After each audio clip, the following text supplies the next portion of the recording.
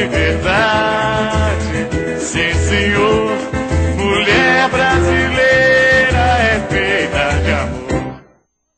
Internautas do programa AltV Mulher. Hoje o programa, num dia como 11 de setembro, que a mídia internacional está discutindo a questão da tolerância, do respeito dos povos, a unidade dos povos, a nova ordem no combate à violência, no combate ao desrespeito ao diferente. Então, e nós aqui no programa AltV Mulher, conectados com essa energia internacional de uma nova ordem da arte, nada melhor de ter como convidado no programa AltV Mulher o Duda Penteado, que vocês já conhecem, que está aqui comigo, que é um artista plástico, que faz sucesso no exterior, em especial nos Estados Unidos. Eu quero aqui desejar sempre tudo de bom para você, viu, Duda? E para mim, toda vez que você está aqui, é uma honra, porque você é um brasileiro que faz diferença fora do país. Obrigado. Eu te agradeço, os nossos internautas também. E está comigo também um crítico de arte muito respeitado aqui no Brasil, diretor de um belíssimo museu aqui, o Olívio Guedes. Que bom tê-lo no programa AltV Mulher, numa data tão especial como hoje, que é 11 de setembro. Eu que agradeço, é um prazer estar aqui com vocês. Bem, você é diretor de um dos principais museus da nossa cidade, da principal cidade do país, né? Nós fazemos parte do MUB, Museu Brasileiro da Escultura, que está na Avenida Europa, na Rua Alemanha, e estamos funcionando, para falar a verdade, há em torno de 19, 20 anos, mas legalmente ele foi aberto em 1995, portanto estamos há 17 anos nessa luta como museus. Agora, é um museu que fica numa área muito nobre de São Paulo, né? As pessoas da periferia, elas têm acesso, como que é? Pergunta ótima. Como que se dá essa relação nessas pessoas que têm tão pouca acesso à arte? Essa é uma das nossas preocupações. O MUB, ele é uma OCIP, onde nós temos 7 diretorias. E uma delas é a diretoria que dá importância exatamente à questão da periferia. Porque nós estamos, se o Brasil é o melhor país da Mesoamérica e América Latina, né? E se São Paulo é o que rege todo esse movimento, então nós estamos na área mais nobre da Mesoamérica e América do Sul. E claro, nós estamos no centro, nos jardins. Então nós temos muito essa preocupação, porque nós estamos o que os franceses chamam do crème de la crème, né? A nata da nata. E exatamente nesse ponto nós temos que dividir essa nata, né? É isso que você está tocando. Descentralizar esse acesso. Isso, então a ideia de descentralizar é essa nossa preocupação.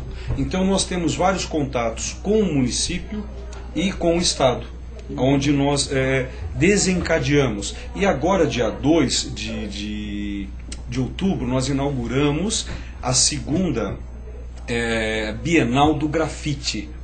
Então veja, nós estamos falando de grafiteiros. Que é uma coisa que vem de baixo para cima. Isso. E aí o Duda tem muito a saber disso, que nós estamos falando de street art, né? A arte de rua. E quem faz arte de rua? Quem não está em museus e galerias. Então hoje nós estamos invertendo. Nós estamos trazendo esse pessoal da rua, seja de onde for, AAA, Double A, Mono A, ou seja, classe A, classe C, classe D. Se você me permite, né? Lógico. Eu acho que nós estamos num novo momento onde nós temos que entender que o museu, a palavra museu vem das 9 musas, de onde vem a palavra museu e de onde vem a palavra música. Então a importância para nós não é um espaço expositivo, mas um espaço educativo, interativo e transformador. Por que nós temos a Secretaria da Educação e a Secretaria da Cultura? Qual a diferença de educação e cultura? Educação é educare, aquilo que conduz, aquilo que já existe. E cultura é o transformador. Então o papel do museu hoje é um papel que ele tem que educar quem não está educado, portanto educar é conduzido a adquirir o conhecimento que já existe e a partir disso ter a cultura, transformar. Mas, Olívio, as pessoas comentam que elas têm um pouco de dificuldade de entender. Agora mesmo houve uma crítica em relação à grande exposição aqui em São Paulo, de que as pessoas chegaram lá e não entenderam o que estava colocado. E como que você faz essa introdução? Como é feita essa introdução? Essa introdução ela é fundamental, né? Então, quando nós falamos de um museu, nós falamos de um espaço físico. Mas esse espaço físico, se ele tiver mesmo na Avenida Europa, com Rua Alemanha, e ele não tenha alma, ele não existe. Aí que entra o educativo. Essa é a parte fundamental de qualquer museu do mundo. Repito, o museu já foi um espaço simplesmente expositivo. O museu hoje é um espaço que tem que cuidar da educação e da cultura. Então, o educativo, aquelas pessoas que te pegam pela mão e andam pelo museu, que são as pessoas importantes. Que fazem a sua introdução. Isso, essa é a palavra. Eu vou até brincar de uma forma mística. Você é iniciado. É aquele momento que... vem uma luz até você e naquele momento você desperta como um tratado alquímico, né? Você recebe a mensagem e isso te transforma numa outra pessoa. Se o museu não fizer isso com você nos dias de hoje, não é um museu. Te coloca numa nova estrada da vida, né? Te coloca numa nova estrada da vida. Duda, você que tem uma experiência nos Estados Unidos tão grande, você que é um artista plástico respeitado, querido da rede AltV, hein? Porque as suas entrevistas sempre estão lá no topo. Você vê uma distinção entre os museus dos Estados Unidos com os nossos aqui? Existe, né? Mas eu acho que o que conta no Brasil é o poder de inventividade, né? Que o brasileiro, por exemplo, um museu que eu adoro, que eu sempre visito no Brasil, é o Museu Afro-Brasil, na curadoria do Manuel Araújo, que tem uma diversidade, né, e uma transculturalidade fantástica em todo o seu sistema, né, de apresentação, como as exposições se sobrepõem, se interagem. Os Estados Unidos existe aquele modelo que é um modelo mais de departamentos, mais estruturados, que de uma certa forma, aonde você quer ver um museu que existem 18 curadores, é o Met. É o Metropolitan, 18 curadores, fora o Cloister, né, que é um adendo do museu. É algo fantástico, mas se a gente pensa bem, os Estados Unidos, ele realmente reforçou aquela questão. Primeiro, depois da Segunda Guerra Mundial, trouxe todos os gênios da Europa e deram empregos na universidade e dinheiro para pesquisa. Aí é uma diferença fundamental. O que você coloca há um investimento. Porque para você ter 18 curadores no museu, a política pública está investindo, né? O Estado está... E é um museu da cidade de Nova York. As pessoas não falam isso. O pessoal vai lá, paga $20, 25, mas você pode chegar no Metropolitan e dar um quarter, 25 centavos e entrar. E entra. Eles não anunciam isso muito, mas está lá. Se quiser, faz uma doação, porque é um museu da cidade. É para educar o cidadão. E ali, olha, que fantástico aquele museu. Então eu acho assim, tudo na vida tem um lado bom e um lado não tão bom. Agora o nosso internauta aqui está dizendo que museu é mais, ele é mais frequentado por turistas do que os moradores da cidade. O cidadão, né? O próprio cidadão da cidade, o munícipe. Então aí eu perguntaria a ele de onde ele tirou essa informação, que de repente cabe ao que ele está colocando, né? Mas que isso não é uma única verdade. Então você veja a própria cidade de São Paulo. Houve uma época que nós comparávamos São Paulo com Nova York. Mas a quantidade que nós temos de museus hoje em São Paulo, eu ouso dizer que, infelizmente ou felizmente, os museus não ficam abertos de madrugada. Mas hoje os museus estão funcionando a pleno vapor. Inclusive existem museus abrindo na segunda-feira, porque é o dia de descanso do museu, porque nós estamos com um excesso de visitas. E essas visitas, nós temos filas, né? Nós estamos curador da exposição do Modigliani, então nós estamos indo para a 5ª etapa do 5º maior museu do nosso país, com a apresentação do Modigliani. Nós temos filas e filas para entrar. Ah, o 5º maior museu fica na cidade de São Não, Paulo? eu estou falando entre os 5, porque a exposição ela iniciou-se no Espírito Santo, no Palácio do Governo. Por quê? Modigliani é um artista judeu italiano de Livorno, sua família é sefaradita, né? E foi para a Itália, em Livorno. Sefaradita, vão colocar para os nossos internautas, que são... O judeu, ele tem duas...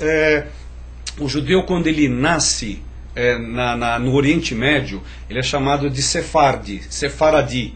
Quer dizer, em Yiddish, espanhol. Tá? Mas quer dizer aquele também que nasceu no Oriente Médio. E tem o Askenazi, ou Askenazi, que quer dizer em Yiddish alemão, ou seja, aquele que nasceu na Europa. Essa é a distinção entre o judeu que nasceu no Oriente Médio... Entre a Turquia até... Isso, Turquia, antiga Bizâncio, né? Então essa...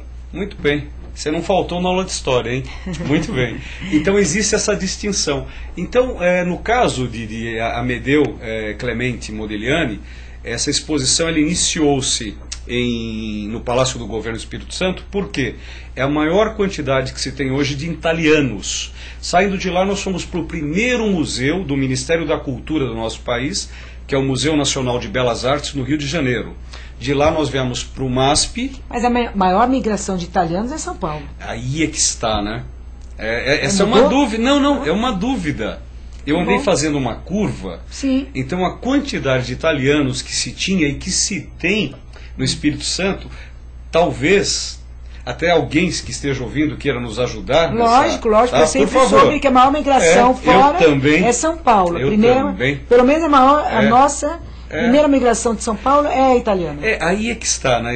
Existem livros, existem acadêmicos fazendo todo esse levantamento, porque o que nós aprendemos, quanto mais a gente estuda a história hoje, ela se modifica no passado. Com certeza. Né? Então a gente está entendendo. E a gente que tem esse jogo de cintura, você tem que aprender que errar faz parte, lógico, né? E a gente quer aprender. E depois nós... Por isso que ela foi primeiro para o Espírito Santo. Por isso que ela foi. A nossa intenção maior foi por causa disso. Ele foi para lá por causa disso. Que existe um levantamento, e o levantamento atual está apontando para esse caminho, tá? Então, por favor, concordem ou discordem e nos ajudem, né? Com certeza. E depois ele veio para o MASP. Agora está no Museu Oscar Niemeyer em Curitiba, e nós estamos fechando um último museu, e tá bom já, né? Esse eu ainda não posso revelar porque não está realmente fechado. Tá? Vamos aguardar para a próxima entrevista, com certeza. Ótimo, obrigado. Agora aqui, os nossos internautas, o senhor acha que quem frequenta mais os museus, as mulheres ou os homens? As mulheres. O que você acha, Duda? Eu acho que as mulheres. Por quê? Não sei dizer, meu. Não sabe. Talvez a contemplação do Não. É que o Duda ele está se guardando aí. Não sei porque. Ele sabe, sim. Diz aí, Olívio, por que as mulheres? Agora eu quero, em rede internacional do AltV Mulher, ouvir essa frase deles aqui, o argumento deles, por que mais mulheres? Porque nós mulheres que tivemos menos acesso à cultura, historicamente. Mas não é? eu vou. Olha só, olha a brincadeira agora. Nós sabemos academicamente que a primeira universitas, a primeira universidade que surgiu no planeta foi na cidade de Bolonha. Hoje se duvida disso. Talvez ela tenha surgido, a primeira universidade na África, em Marrocos, e ela foi fundada pela filha de um sheik. Nós estamos falando no século VIII, IX. E foi uma mulher. Duvidem do que eu estou falando. Pesquisem. Não, isso é interessante. Isso é bárbaro, porque essa história está registrada, lamentavelmente não está nos livros. Não, agora é aí que está, né? Quanto mais nós não estamos aqui à toa na rede. Então a rede ela é isso, ela está cada vez mais divulgando e acertando muitos erros que nós temos como acadêmicos. Eu, como acadêmico também, eu percebo os meus erros e os meus problemas, né? Então isso é importante. Como a própria palavra errado, na minha opinião, e de um grande rabino qual eu estudo, né? A palavra errado talvez venha de errat, que quer dizer número 1 em hebraico. Por que errat viria de... errado viria de errat? Porque é o único número que ele multiplicado por ele mesmo, que dá ele mesmo. 1 vezes 1, 1. É o único número. Então é o número da perfeição. Então, se não está perfeito, aí entra a brincadeira, né? Não é está errado ou não está errado. Aí é uma brincadeira bem judaica. Mas esse isso. ele tem que dar mas dentro do espírito da transformação. Sempre, não do absoluto, não. né? Aí nós vamos entrar na nossa graduação, né? Então a física, ela nos mostra que a única coisa certa é a no síntese, universo... né? Mas a única coisa certa na lei principal do universo é a incerteza. A única coisa certa é a incerteza. Eu não sei se eu vou chegar... Eu tenho uma reunião administrativa daqui a 40 minutos. Eu não sei se eu vou chegar no MUB. Eu não sei se eu vou sair daqui, né? Triste aqueles que acham que tem a certeza de alguma coisa. Nossa, que esse foge deles, né? Nossa, não, isso que nós estamos falando. Nós não gostamos de pessoas normais, né? Porque nós estamos falando no carro, né? Mas por que a mulher? A palavra professor vem de profé, é uma palavra do século XII, né? Só que eu, como poeta, né, e tenho um artista aqui do meu lado, eu vou me dar a liberdade de brincar. Por que não a palavra profé, ela veio da origem, ou deu origem à palavra profeta? Que o Duda adora brincar com essa palavra, né, meu querido amigo? E o profeta é profeto. E quem dá a liberdade maior de criação? São vocês, mulheres. Vocês que criam, tá? Aí é que está, né? Nós somos todos criaturas de um ser que é criador, né? Mas vocês criam. Então acho que por isso dentro de vocês existe uma instabilidade tão positiva que faz com que vocês busquem mais do que nós os homens. Essa é a minha resposta. E para complementar, eu acho que a mulher, de uma certa forma, ela está em contato com a sensibilidade, né? Ela cultiva isso de uma forma mais no seu dia a dia, mais normal. O homem, de repente, ele entra no esquema 1, 2, 3, vou fazer isso e aquilo. E o artista é uma forma de olhar o mundo, né? Você está sempre trabalhando esse material. Fala do profeta. Fala você, eu gosto de quando você fala isso. Então, a questão do profeta é aquele artista que ele pode entrar, eu acho, em contato com o seu próprio íntimo. E esse contato com o próprio íntimo é um contato que pode chegar a ser um contato universal ao mesmo tempo. E através disso ele pode registrar algo. Que é a minha pintura que eu fiz do World Trade Center, que a gente vai mostrar depois. Podemos até mostrar. É uma pintura que eu pintei as torres das luzes do World Trade Center, que eu vi 6 meses depois. Quando eu saí, eu estava num estúdio, eu saí, estavam aqueles holofotes que todo ano eles acendem, né? Hoje mostraram várias fotos esse ano, hoje, né? Daquelas 2 holofotes iluminando pro céu. É a imagem principal da minha obra. Eu pintei aquilo sem ter referência nenhuma. E é você trabalhar aquela sensibilidade. E quando você entra naquele íntimo, você pode ter um gestalt, um pulo, né? Um toque do futuro, né? E eu acho que, voltando à questão da mulher, ela cultiva isso de uma forma mais livre que o homem. Não que o homem não tenha. Isso é ótimo, pelo menos é ela que educa, não é? Sim. Nós somos educados pelas mães. Não é? Pelas mulheres. Então, se a mulher educa com esta dimensão, que é a arte, com certeza não teremos mais 11 de setembro. Nossa, a minha mãe é o maior exemplo. Eu virei artista por causa da minha mãe. Ela que me levava em todos os cinemas, ela que me levava em todos os teatros, ela me levava em todo... O meu pai era matemático, era cientista, ele falava de outras coisas. Eu tive também um aprendizado muito grande com ele, é professor da USP, você conheceu ele, o seu Aloysio Penteado, mas a minha mãe que cultivou esse amor pela arte, levava nos museus, nos cinemas, e aí eu virei o artista, né? O papel da mulher é muito importante mesmo, já que nós estamos na rede que é envolvida por mulheres, né, que já estão interagindo aqui, eu vou te fazer as perguntas. Eu me lembro quando eu era menina, a minha mãe assistia os teatros da Cacilda Becker. Nossa. E eu conhecia o teatro, o palco, via Cacilda Becker, né? Olha que força isso no imaginário de uma menina eu acho que não tinha 7 anos, porque eu perdi minha mãe com 9. Então eu tinha uns 7 anos quando eu consegui. Ela adorava a Cacilda Becker, e é assim que eu assistia. Triste daquele que não tem uma mãe para provocar e levar, né? Eu posso brincar um pouquinho? Deve. E lembrando que a palavra mãe é que dá origem à palavra matéria. a palavra mater. Então, quando nós falamos de matéria que é transmutada pelo artista, o artista ele é o quê? Ele é um transmutador da matéria. Então ele trabalha a grande mãe. Aí entramos em Gaia. Entramos na mitologia. Aí é um trabalho magnífico. Então, nosso planeta, ele tem o quê? Água. Então é um planeta feminino. Então é a grande arte. É a transmutação alquímica. Ou seja, o Magnus Opus. É o grande trabalho. Agora, você é uma pessoa espiritualizada, uma pessoa estudada, e o que me deixa assim, por que não divulga mais isso? E eu quero te fazer um convite.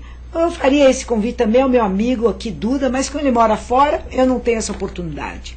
Mas eu gostaria que você viesse mais ao programa, tivesse um espaço no programa UTV Mulher, para que nós pudéssemos interagir mais esse seu conhecimento com o nosso público do UTV. Eu aceito o seu elogio. Você me fala aqui de Gaia, que coisa mais linda. Mas você sabe que tudo isso não é meu, não é nosso. É nosso. Isso tudo, o que nós estamos falando aqui é uma compilação do que existe. Nós simplesmente... Mas que lamentavelmente as pessoas não têm acesso. O dia a dia é tão duro, o dia a dia é tão sacrificado para a grande maioria da população, que quando vez elas ouvirem o que é desnecessário, que elas ouvem nas mídias, vamos oferecer aquilo que... Eu vou querer, então, abusar nesse momento do teu programa. Você vai abusar, mas o internauta está aqui perguntando, que eu tenho que fazer umas perguntas dos nossos internautas. Bom. Depois eu quero soltar essa frase, que é de papai, não é nem minha. Tá? Ótimo. Coisa de papai e de mamãe é muito bom. É muito bom. Tudo aquilo que os nossos antepassados...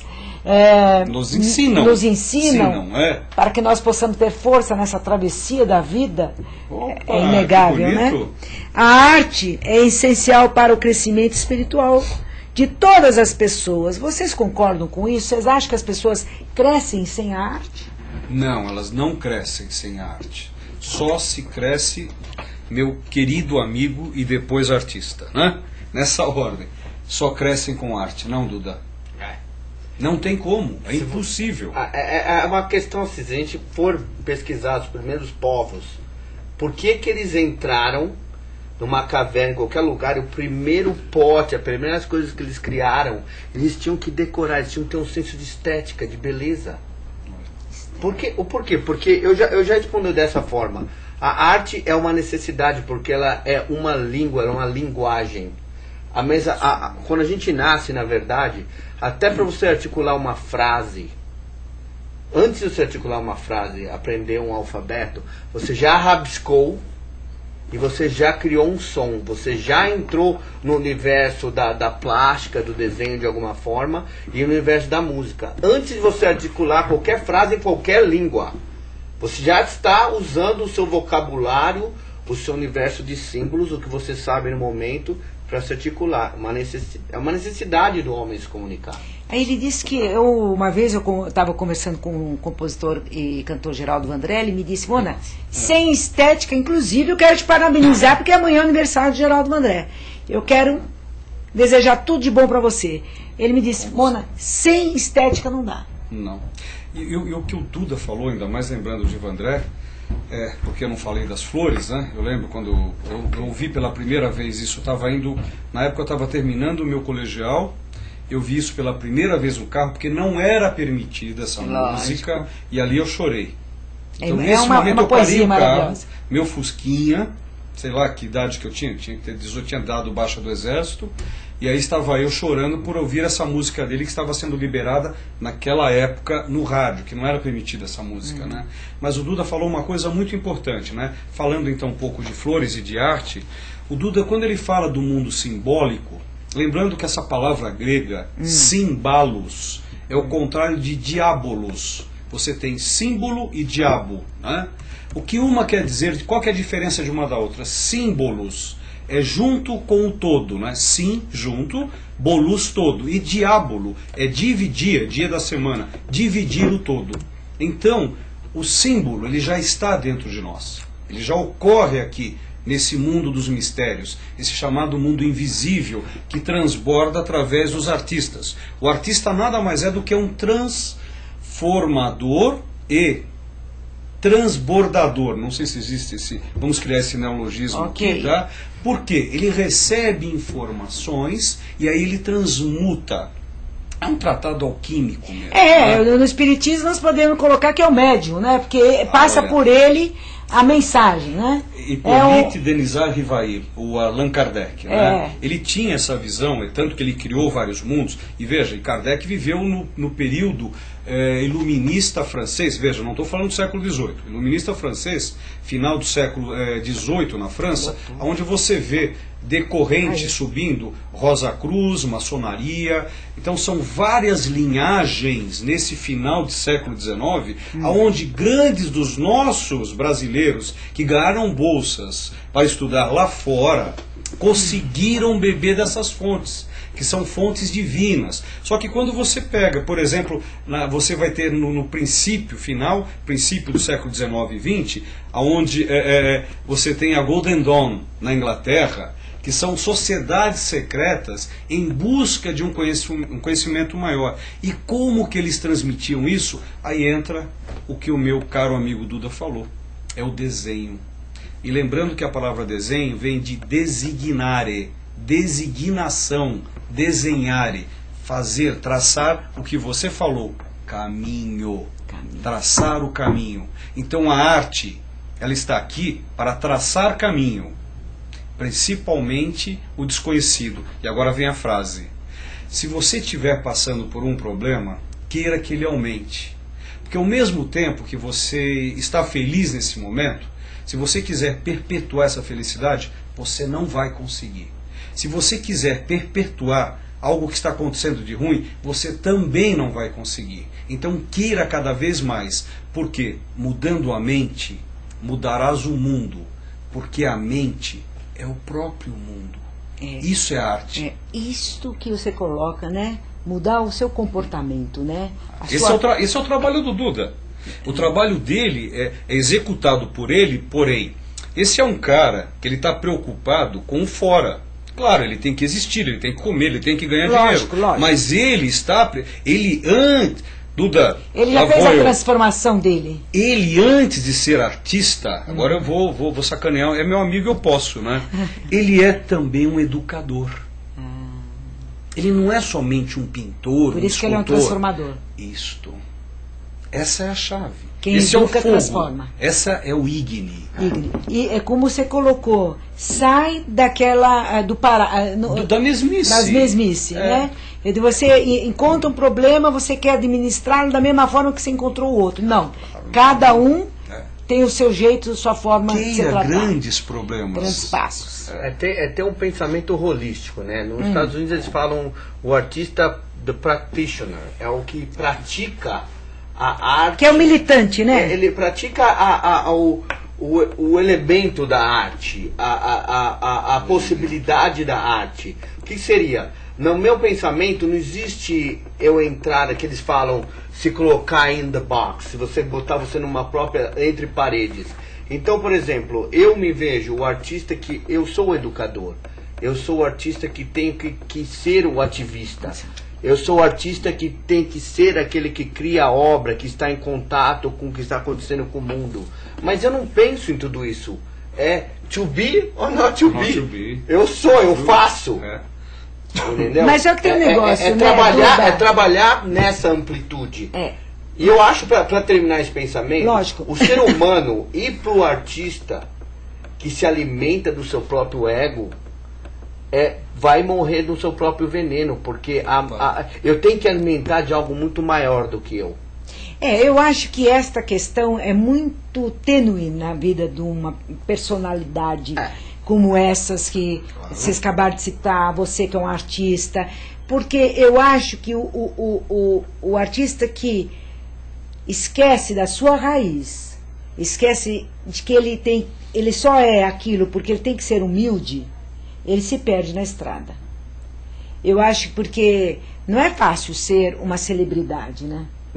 Não é fácil. Não é fácil porque os encantos são grandes e a pressão é grande, a cobrança é grande. Tudo tem um outro lado. Veja só, vocês estão aqui falando coisas lindas e eu lotou a minha Tá página explodindo o e computador? eu não estou conseguindo mais pegar nenhuma pergunta. Eu queria ainda aproveitar a É oportunidade. o Duda pra- que tem a rede aqui na UTV, pra agora passar. você, né? O Olívio, agora o Olívio explodiu o computador. Explodiu, Olívio. Eu queria aproveitar e passar um pouco desses slides pra gente fazer alguns E comentários. passa, porque nós estamos com gente de outros países, da Espanha, Vamos aqui conosco. Eu estou esperando entrar alguém do Estado de Israel, mas ainda não entrou. Mas assim que entrar, a gente então, vai eu falar. gostaria de falar um pouquinho do Yom Kippur, que nós vamos ter segunda-feira Ótimo. agora. E toda a tradição cabalística, né, Kabbalah, né, ela tem a ver com arte. Então, porque o que quer dizer Kabbalah em hebraico? Quer dizer receber. Então, o artista, ele é o cabalista, é aquele que recebe a luz divina, transmuta essa luz dentro das suas possibilidades e aí ele cria a sua arte, né? É como a árvore cabalística, né? Onde você tem o Zefir, os Zefirotes, aonde desce toda essa iluminação divina, desde Keter até Malkut, né? Onde você tem todo um conhecimento. E isso... Peraí, vamos lá um pouco aqui para os nossos... Maktub? Não, Maktub é árabe. Desculpe. Kabbalah, no cristianismo, você tem a mística. Então, qual que é a mística no cristianismo? O Santo Graal. O que é o Graal? É um cálice onde José Arimateia pegou o sangue de Jesus do lado direito, aonde Longino o cortou e verteu esse sangue e levou para a Inglaterra, para Glastonbury. Tá? Essa é a mística do sangue de Jesus. Dentro da tradição judaica, você tem a Kabbalah, que é receber. Isso, ela é esboçada em qual matéria? Numa árvore. Numa árvore da vida. Vocês querem ver essa árvore agora na frente de vocês? A amarelinha. Lembram a amarelinha? Aquilo é a árvore da vida. Você tem o inferno e o céu. Lembrando que a palavra inferno não existe. Inferno quer dizer inferior. Não ruim, é inferior. E aí você tem o superior, que é o céu. Essa amarelinha é a Kabbalah. Então, esse desenho é o desenho do caminho que a gente faz através da arte. Por isso que a arte é educação e cultura. Então, só que em hebraico, em cima você tem onde seria o céu, vamos chamar aqui de Keter, que quer dizer coroa. Então, na coroa, ela vai são vasos. A coroa é o divino. A coroa, aqui o divino, você tem Ain Sof, Aur e Ain Sof. Sim. Ain Sof quer dizer luz divina. Eu não sei o que é e nunca saberei. Eu não tenho a capacidade. Eu posso sentir, mas eu não tenho palavras. Não expressão. Não, sem expressão, imagina okay. você agora beijando alguém. Aí você para de beijar. Olha, quando o meu lábio inferior... Não dá, né? Não dá para narrar. Isso. Eu queria até aproveitar... Mas e?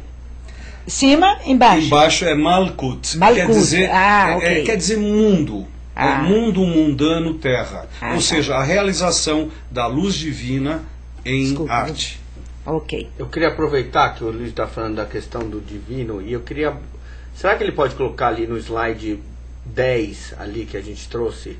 Porque eu queria falar um pouco da arte. Vamos colocar os slides. Da cura. Vamos. A cura através da linguagem da arte. A arte que isso cura. É lindo. Porque o ser humano tem a necessidade...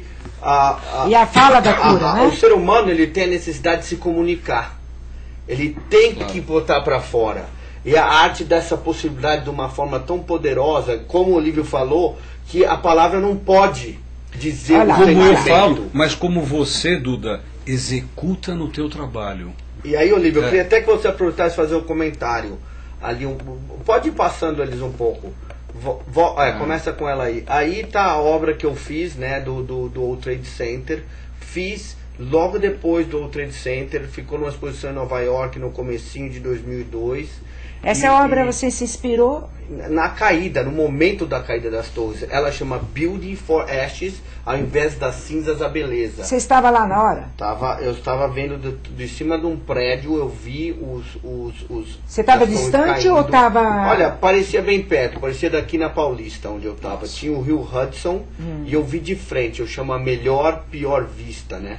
Porque eu vi cair na minha frente em um tempo de 1 hora. E nessa hora que vem essa Olha, imagem... quando eu estava ali, em cima do prédio, a imagem da Guernica veio e entrou na minha cabeça. E como eu já conheço o meu processo de criação, eu fui depois trabalhar isso. E naquela foto que a gente está vendo ali, olha ali, pausa ela até um pouquinho ali naquela foto.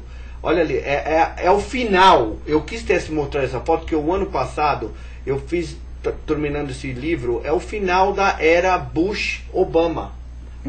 Osama, desculpa. Com o Obama, né? Porque o Obama que foi conseguir abater o Osama. Mas assim, eu queria mostrar essa imagem. Tá vendo que o meu cabelo conecta com a barba do Osama? Todos nós entramos nessa questão global, né? Nessa guerra do terrorismo, do terror.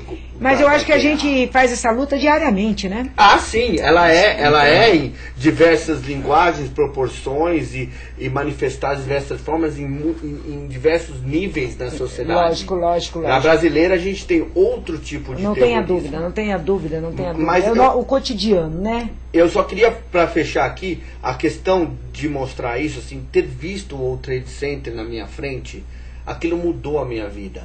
Porque me deu um senso eu tenho um senso de apreciar a minha vida e a vida dos outros de uma forma que eu não tinha antes.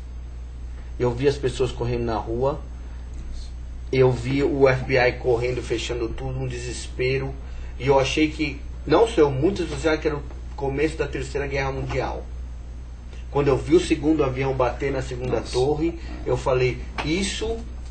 Não, a primeira que bateu é aquele senso de esperança do ser humano, né? Porque a gente tem isso dentro da gente. Isso foi um acidente. Logo que acabou de bater, eu vi o segundo avião fazendo a volta e virou e bateu no outro. Eu olhei para um outro curador que estava trabalhando comigo nos Estados Unidos, olhei para cá, ele falou assim, olha, isso não é um acidente, isso é um ataque. E nós ficamos quietos, eu não lembro como ele foi embora, eu não lembro o que eu falei, eu não lembro o que eu fiz.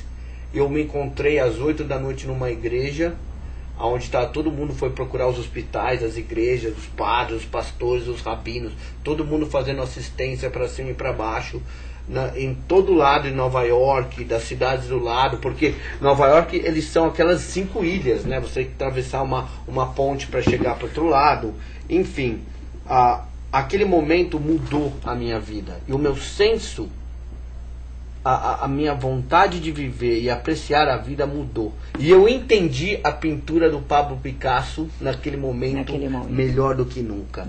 E aí eu criei essa pintura porque, assim, a gente como ser humano, a gente gosta de esquecer, a gente quer ter memória fraca. E a gente repete a mesma guerra com algumas diferenças, momentos diferentes, né? Mas quase a mesma coisa. O final da história é a destruição. Por que não lutar pela construção? Eu fecho aqui esse pensamento, Deus, no meu olhar, deu para o ser humano o poder de construir e destruir. Pelo nosso livre-arbítrio a gente escolhe todo dia. Nós somos responsáveis pela arquitetura de nós mesmos. Das nossas vidas e dos outros. Um pelo outro, né? Com certeza. É lindo o que você está falando, mas eu te pergunto, nós não aprendemos com os nossos erros, Olívio? E será que não se aprendeu com a Primeira, a Segunda Guerra Mundial, agora o ataque à Síria, a questão da Palestina, a questão do Holocausto? Não se aprendeu com isso? Eu estou adorando a sua pergunta, você está me fazendo essa pergunta. Só aprendemos com sofrimento? Não, eu agora, desculpe, nós não aprendemos. Não aprendemos. Tanto que hoje nós estamos aqui também para falar de um grupo, né, do Procoa, tanto que nós estamos com um texto. E esse texto, ele trata exatamente de memória e amnésia. Então esse é um problema, né? Então, na minha opinião, hoje, eu acho que o momento criador do artista, ele se encontra na amnésia. Ou ele aprende e faz e desaprende. Não, aí é que está, né? Aí nós vamos entrar numa linha, até a minha futura tese agora, eu estou tratando dentro de uma base em Jean Piaget, na questão genética. Então, o que hoje nós estamos tentando entender, né? O Duda vai ter que falar de sentimento, eu vou usar esse signo aqui, ó. Isto é criação. Um determinado momento se cria. Mas como eu sei que estou criando? Pelos conceitos sociais. Esses conceitos sociais, eles só existem num determinado... Olha só o problema agora. Nós vamos falar de ética, vamos falar de moral. A ética e a moral, elas são de um determinado lugar, e pasmem, de uma determinada temperatura. Você é a temperatura que você está. Como assim? Os alquimistas europeus do século XV e XVI buscavam dentro do Atanor. Atanor é um forno, onde eles transformavam determinados metais, lembrando que a palavra metal em grego quer dizer mudança. Ele buscava a mudança das matérias, lembrando que matéria de novo é mãe. Então ele buscava o lápis philosophorum, a pedra filosofal, o que dava o elixir da longa vida, né? E essa pedra é transformadora. Isso acontece, veja, estou falando de 500 anos atrás. Hoje nós temos o LHC, ou ciclotron, que você consegue transformar chumbo em ouro, o elemento chumbo em elemento ouro, através do bombardeamento de nêutrons, tá? Que nós estamos buscando hoje a origem da formação do universo, com o chamado o bóson de Higgs. Né? E o bóson de Higgs, o que é? É a primeira matéria. Pelo que nós sabemos hoje no universo, nós temos o que nós vemos, o que vocês estão vendo agora, nós aqui, vocês enxergam de 3.000 a 7.000 angstroms. Olha a pergunta, o que acontece acima de 7.000 angstroms e o que acontece abaixo de 3.000? Vocês que estão nos ouvindo, estão ouvindo de 10 Hz a 10.000 MHz. Então esse vestido que anda para frente e defeca para trás, tá? Nós temos paralaxe, 2 olhos, para termos a profundidade, é um vestido. Esse vestido é muito limitado. Então quanto mais... O Duda falou uma palavra muito importante, a questão do divino. O mundo, essa pergunta que você me fez, ela é tão complexa, eu posso falar um monte e falar bonito, mas eu não vou ter fundamento. Mas existe uma base na ética humana. A base momentânea da ética humana. Olha só. Eu não sei se ela é momentânea. Então eu vou ser chato. Acho que ela é da condição da Ela pessoa é da condição humana. momentânea, tanto que Sócrates, ele conversava com o alter ego dele. Qual era o nome do alter ego de Sócrates? Daimon, demônio. Então depende da religião que você está, você jamais quererá falar com demônio.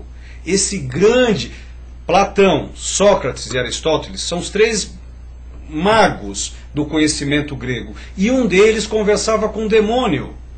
Então se você é católico, então se você já tem uma ramificação luteriana, ou seja lá, ou anglicana, você jamais vai querer falar disso. Eu acho que as 3 igrejas monoteístas nos colocam muito claro, radicalmente, a ética em relação ao ser humano. Eu acho que isto, e se essas 3 igrejas monoteístas nos trouxeram isso, como é que pode aceitar situações que depõem contra o outro ser humano? Que destrói o outro ser humano? Então, mas deixa eu entrar um pouco. Eu vou dar uma... Você vai colocar água quente ou você vai jogar mais... Não sei. Eu vou... Não, pelo que eu te conheço, você vai colocar mais fogo e nós vamos adorar isso. O Milton Boulder escreveu um livro que o nome dele eu adoro, chama a Alma Imoral. A grande batalha do ser humano, e quem estuda bastante teologia cristã também fala disso. Não se fala do demônio, do próprio demônio, os nossos demônios. A grande batalha do ser humano, eu adoro essa filosofia. Jesus falou assim, você quer me seguir? Ele não falou, pega a cruz do teu vizinho, da tua mãe. Pegue a sua, põe nas suas costas e anda atrás de mim. Lógico. Então, assim, eu acho... É muito fácil, né? É muito fácil, eu acho muito fácil a gente acusar os outros. Lógico. É o outro, o problema não é bem meu. Entender quem a gente é e a nossa contribuição e nosso peso é um exercício muito profundo do ser humano que a gente tenta escapar. Eu acho que a gente briga, além de tudo mais que pode acontecer no mundo de alguém, são contra os nossos próprios demônios. Eu também acho. E eu acho que as pessoas, eu vejo o conflito dos povos árabes, eles se respeitam, eles se amam. Isso é uma coisa... a origem é a mesma, é muito mais profunda. E que não é... O ser humano não está para atacar o outro ser humano. Não é da condição humana isso. Entendeu? Nossa, é que aí nós vamos ter que falar, se não é da condição, por que acontece, né? Olha que interessante. Jesus, um judeu, né, que discordava de judeus e criou, portanto, uma outra seita. Sim. E essa seita foi chamada, em 325 do período cristão, de cristianismo. Agora, a pessoa que foi muito importante para o cristianismo, ele se chama de Constantino. Em 325 ele criou o Concílio de Nicéia. Então, você que é cristão, tá? Nesse momento você precisa compreender que ali foi decidido que Maria era virgem. Que todos os 12, aí nós vamos entrar, por que 12 apóstolos, né? Por que realmente o Graal nunca foi citado na Bíblia? Ele só aparece no século XII. Aí nós vamos entrar em por que o Graal só aparece no século XII, né? Porque estava acontecendo em Toledo, na Espanha, o surgir muito fortemente da Cabalá. Então aí poderia ser um problema político. A Cabalá versus o Graal. Agora, olha, nós estamos numa conversa aqui maravilhosa, eu prometo... E tudo isso é arte. Tudo isso é arte, e não prometo a gente trazer essa discussão novamente ao programa OTV. Quando você veio para o Brasil, estimula a gente a isso. Esse é o Duda. Agora, um dos nossos internautas pergunta aqui, olha, pena que estou com todo carregado e eu não estou conseguindo... Pulou. Mas ele estava perguntando se você acha que seu museu um dia terá uma subsede ou uma sede também na Zona Leste ou na Zona Sul de São Paulo. Ele não, mas eu acho que os atuais secretários, tanto o secretário da Educação do Estado, o Herman, tanto o secretário da Cultura, o Marcelo, eles estão muito preocupados com essa questão do Estado, e não tenha dúvida que também o nosso secretário da Cultura do município, o Calil, todos eles estão muito preocupados com a questão da educação, porque são pessoas que estão preocupadíssimas com esse desenvolvimento, e pessoas que nós estamos assim, nós temos a troca no dia a dia. Eu acho que São Paulo está vivendo um momento, olha, vou até brincar, né, com a palavra São Paulo, originalmente Paulo, o nome dele era Saulo. Quando ele recebeu Deus, ele se tornou Paulo. Então São Paulo era originalmente Saulo, que virou São, portanto São Paulo. E lembrando que qualquer santo tem o nome de São porque ele nunca ficou doente, tá? Tem todo um porquê disso também, tá? Então São Paulo está vivendo um momento de pureza que eu acho que não o MUBI, mas você que perguntou, eu acho que não precisa ficar tão preocupado. Eu acho que os nossos governantes, eles não têm como não melhorar a educação e os museus em São Paulo. Seja qual aquele que for entrar, ele vai ter que mexer com isso. Agora, aqui mais uma pergunta aqui, como nós estamos numa rede de mulheres, você tem feito exposição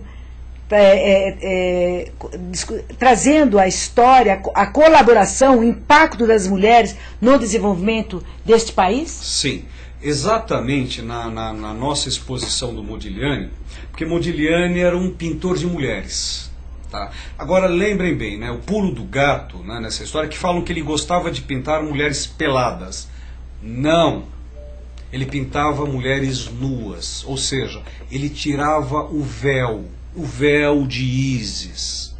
Então ele apresentava a mulher na sua magnitude, não como nudeza, mas como desvelamento do sapere, sabedoria.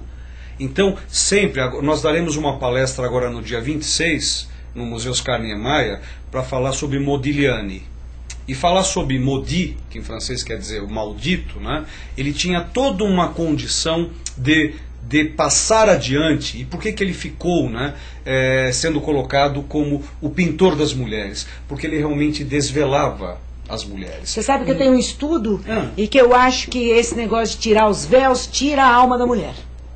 Opa, eu gostaria de ouvir isso. E eu acho que essa coisa, o véu é uma expressão do âmago da mulher.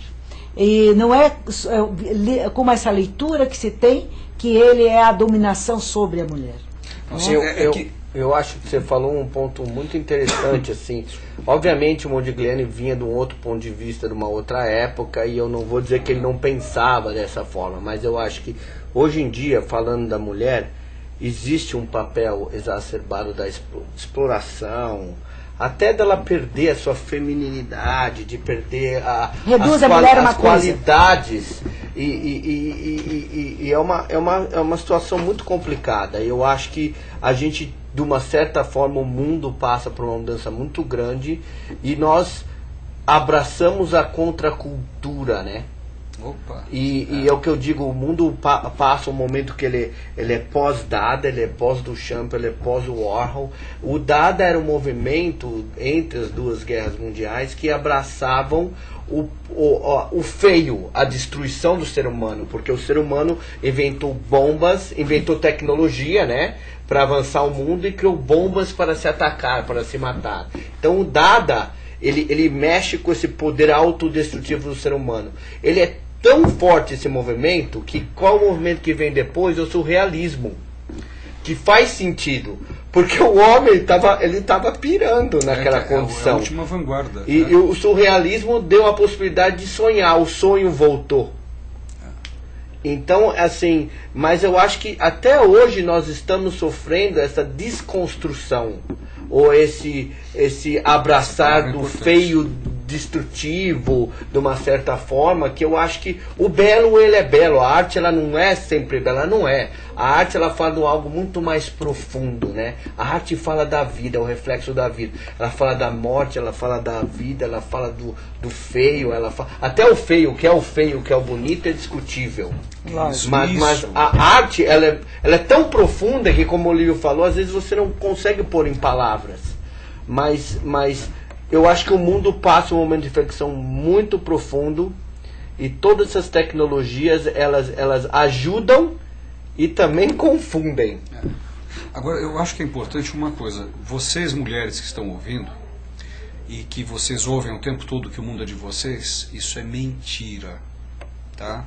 Então se interponham, porque nós estamos falando de um planeta que tem 7 bilhões de habitantes, dos quais vocês que estão ouvindo, vocês são 0,0001. A metade da população do planeta nunca pegou num telefone fixo. Imagina pegar num telefone, num celular, estar numa rede. Então, isso que estão falando, estão subjugando. Uma quantidade enorme passa fome. Hoje, duvidem do que eu estou falando, então pesquisem. Pelo dado que eu tenho, 128 milhões de mulheres não têm clitóris hoje. Duvidem de mim, tá? Pesquisem. Que mundo é esse, então, que o mundo é de vocês? Eu adoraria realmente que esse mundo fosse de vocês, porque nós teríamos muito menos guerras. Pois, Olívio, eu gostaria que o mundo fosse de homens e mulheres. A paridade é o que nós desejamos. Assim seja. E eu quero te desejar, agradecer pela sua participação, a você, porque você veio aqui trazer o sentimento da arte, que é instigar a gente para um conhecimento, para esse desenvolvimento pessoal, esse desenvolvimento que depois da gente vai para o grupo, vai para a família, vai para a comunidade, vai para a sociedade e vai aqui para o planeta, porque nós estamos na AUTV, que é uma rede da internet. E a você também, Duda, muito obrigada pela sua participação, pela sua arte, e eu gostaria suas considerações finais, e também ao Olívio. Eu acho que o mundo deve dar mais possibilidades ao Criador, que a gente continue criando e transformando. Como o Olívio falou, a única verdade é que tudo continua a se transformar. Tudo que está parado está morrendo. Verdade. Obrigada, Duda. Sucesso a sua arte. Volte sempre e nunca esqueça da rede AUTV. E a você, Olívio, as suas considerações finais. Realize. Duvide e realize. Seja um artista de si próprio. Vai em busca, né? vá em busca. Maravilha. Então, a você, internauta, muito obrigada pela sua participação. Me desculpe aqueles que eu não tive condições de transmitir as perguntas aos nossos convidados. E até o próximo programa UTV Mulher. E desejo que a humanidade aprenda, lamentavelmente, com essa tristeza que é o 11 de setembro, mas que nós possamos brevemente colocar aqui para os nossos filhos, nossos netos, que o 11 de março é coisa do 11 de setembro é coisa do passado. Muito obrigada a você, internauta. Até o próximo programa UTV Mulher. Mulher de verdade, sim senhor, mulher brasileira.